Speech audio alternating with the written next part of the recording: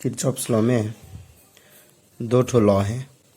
एक है तुम्हारा Kirchhoff's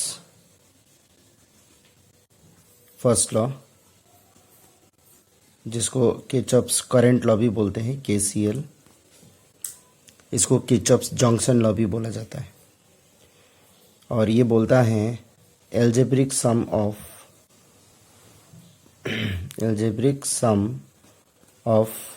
currents at junction is 0। मतलब यदि यहाँ पे कुछ वायर लिया जाए, मान लीजिए यहाँ पे करंट I1 है, यहाँ पे I2 है, तो ऑब्वियसली यहाँ से I3 बाहर चला जाएगा, है ना। तो ये जो जंक्शन है, इस जंक्शन में टोटल सम ऑफ करंट कितना होना चाहिए? 0 होना चाहिए। जैसे I1 करंट जंक्शन की तरफ आ रहा है, I2 करंट जंक्शन की तरफ आ रहा है, लेकिन I3 करंट जंक्शन से बाहर जा रहा है। तो यहाँ पे एक साइन कन्वेंशन देते हैं और यहाँ पे हम लोग क्या सोचते हैं कि यदि कोई करंट जंक्शन की तरफ आ रहा है उसको पॉजिटिव लेंगे और जो जा रहा है उसको नेगेटिव लेंगे। यदि ऐसा है तो कन्वेंशन के हिसाब से इनकमिंग करंट को क्या लिया? पॉजिटिव, आउटगोइंग करंट को नेगेटिव। तो यहाँ पे इनकमिंग करंट I1 है, पॉजिटिव लिया गया। इनकमिंग करंट I2 भी है, पॉजिटिव लिया गया, लेकिन I3 आउटगोइंग करंट हो गया। तीनों का सम क्या हो गया? 0। तो यहाँ पे हमें मिला I1 plus I2 minus I3 is equal to I3। ये हम लोग कर सकते हैं, ठीक है। अब किरचॉफ्स का सेकेंड लॉ देखते हैं, KVL भी बोलते हैं इसको, किरचॉफ्स वोल्टेज लॉ। ये सेकेंड लॉ है, किरचॉफ्स वोल्टेज लॉ या Kirchhoff's second law. Kirchhoff's mesh law भी बोलते हैं, किरचॉफ्स लूप लॉ भी बोलते हैं, ठीक है। ये क्या बोलता है? यदि एक सर्किट लिया गया, यहाँ पे एक सेल लगाया गया है, ठीक है, ऑब्वियसली करंट इस डायरेक्शन में फ्लो करेगा, ये रेजिस्टेंस R है, तो करंट ऐसे फ्लो कर रहा है। अब करंट का डायरेक्शन तो यहाँ पे फिक्स्ड है, क्योंकि हमने बैटरी जो है वो फिक्स करके, ठीक है। सो करंट फिक्स्ड है। अब इसमें क्या बोलता है? इसमें बोला जाता है कि algebraic sum of current, algebraic sum of voltage और पोटेंशियल ड्रॉप, वोल्टेजेस और हम लोग PDB लिख सकते हैं, like potential drop across the loop is 0। मतलब ये बैटरी का पोटेंशियल होगा V, सेल का पोटेंशियल V होगा, और यहाँ पे जो IR क्रिएट होगा, इन दोनों का सम कितना होना चाहिए? 0 होना चाहिए। तो ऑब्वियसली यहाँ पे V प्लस IR 0 होना चाहिए, राइट। अब दो पॉजिटिव क्वांटिटी 0 तो नहीं हो सकता है, इसलिए हम लोग क्या करते हैं? साइन कन्वेंशन लेते हैं, जैसे यहाँ पे लिया, तो यहाँ पे भी साइन कन्वेंशन लेंगे। अब साइन कन्वेंशन थोड़ा यहाँ पे ट्रिकी है। वो क्या है? हमें सोचना पड़ेगा कि हम इस सर्किट में घूम रहे हैं, ठीक है। ऑब्जर्वर इस सर्किट में घूम रहा है, तो ऑब्वियसली ऑब्जर्वर के पास दो चॉइस है, आइदर वो क्लॉकवाइज घूम सकता है या एंटी क्लॉकवाइज घूम सकता है। अब जो प्रॉब्लम सॉल्व कर रहा है वो खुद सोच सकता है कि वो किस डायरेक्शन में घूमना चाहता है, ठीक है। तो जैसे मैं क्लॉकवाइज लेना चाहूँगा, ये मेरा सेंस ऑफ रोटेशन है। तो यहाँ पे देखो दो डायरेक्शन है, एक हम मूव कर रहे हैं इस सर्किट में, दूसरा करंट फ्लो कर रहा है सर्किट में, ठीक है। अब रेजिस्टेंस पार्ट पे देखेंगे, रेजिस्टेंस पार्ट पे जब हम लोग ऑब्जर्व करेंगे और रेजिस्टेंस पार्ट में करंट का डायरेक्शन और ये डायरेक्शन जो हम मूव कर रहे हैं ना, हम जिस डायरेक्शन में मूव कर रहे हैं और करंट जिस डायरेक्शन में मूव कर रहे हैं, यदि मैच हो जाता है R पे, मैं फिर बोलना चाहूंगा, R पे करंट का डायरेक्शन और ऑब्जर्वर का मोशन का जो डायरेक्शन है, ये दोनों मैच हो जाता है, तो IR को नेगेटिव लेंगे, ठीक है। तो IR नेगेटिव हो गया, ये कन्वेंशन हो गया। सेकेंड थिंग, अब भी पॉजिटिव है कि नेगेटिव है ये देखना है। इसके लिए क्या करेंगे? ये जो डायरेक्शन है ना, जिस डायरेक्शन से ऑब्जर्वर मूव कर रहा है, इस डायरेक्शन को यदि अज्यूम करें, तो जैसे देखो यहाँ पे हम लोग मूव कर रहे हैं इस डायरेक्शन में, राइट। जब इस डायरेक्शन में हम लोग मूव कर रहे हैं तो पहले नेगेटिव पोलैरिटी मिला, फिर पॉजिटिव पोलैरिटी मिला।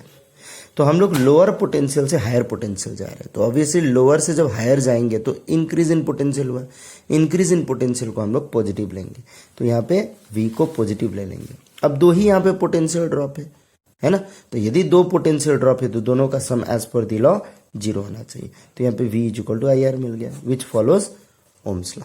ठीक है, ये होता है किरचॉफ्स लॉ का, किरचॉफ्स लॉज। तो ये दोनों लॉ बहुत ही इंपॉर्टेंट है। ये लॉज हम लोग को मतलब जो भी कॉम्प्लिकेटेड सर्किट्स है उस सर्किट को सिंप्लीफाई करने में यूज होता है। ठीक है, तो इस किरचॉफ्स लॉ के ऊपर एक प्रॉब्लम लेंगे, राइट। तो हम ये क्वेश्चन लेंगे, इसमें पूछ रहा है determine the current in each branch of the network shown. ये एनसीईआरटी बुक का सॉल्व एग्जाम्पल है, तो ये बहुत ही इंपॉर्टेंट प्रॉब्लम है, इसको हम लोग सॉल्व करेंगे। ठीक है, सो यहाँ पे ऑलरेडी सारा चीज़ दिया हुआ है। करंट I2 इधर जा रहा है, I1 इधर आ रहा है, I1 माइनस I2 इधर जा रहा है, I2 plus I3 minus I1 नीचे जा रहा है, I3 ऊपर जा रहा है, एंड यहाँ पे जो करंट है वो है I2 प्लस I3। ठीक है, इतना चीज़ हमें दे दिया गया है। ओके, अब हमें सॉल्व करना है, current in each branch of the network निकालना है। इसके लिए हम लोग क्या करेंगे, यहाँ पे कितने अननोन्स है, I1 I2 I3, 3 अननोन है, तो हमें 3 इक्वेशन चाहिए। 3 इक्वेशन के लिए हमें 3 लूप लेंगे। तो पहले मैंने लिया लूप ABC, ए, यहाँ पे सेंस ऑफ रोटेशन मैंने लिया क्लॉकवाइज।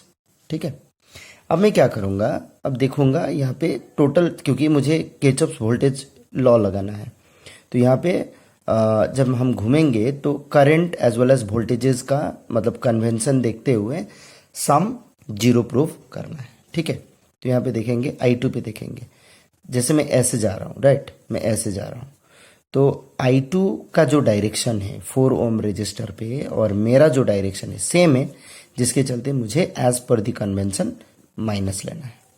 जब मैं नीचे जाऊँगा तो 2 ओम रजिस्टर पे that is I2 plus I3 जो करंट है, इसका डायरेक्शन और मेरा डायरेक्शन अगेन मैच हो गया, तो ये भी हम नेगेटिव लेंगे।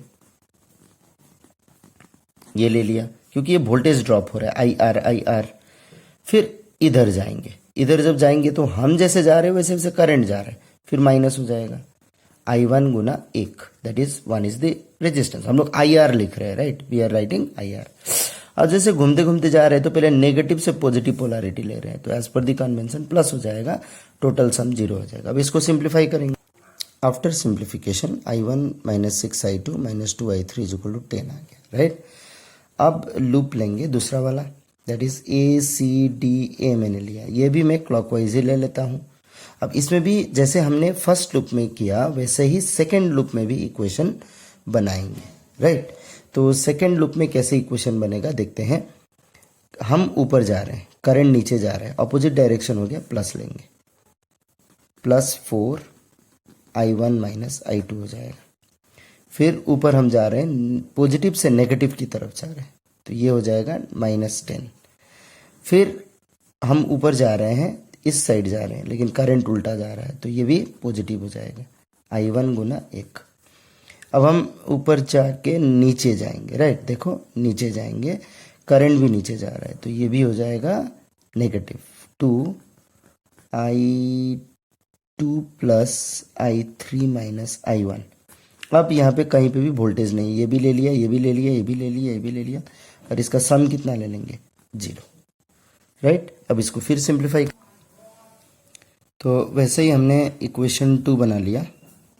अब थर्ड इक्वेशन चाहिए, तो हमने लूप BDEB लिया, ये वाला BDEB लिया, इसको सॉल्व किया, राइट। इसको सॉल्व करके हमने इक्वेशन 3 बनाया। अब इक्वेशन 1 2 3 को सॉल्व करेंगे साइमल्टेनियसली, हमें I1 का वैल्यू मिल गया, I2 का वैल्यू मिल गया, I3 का वैल्यू मिल गया। ठीक है।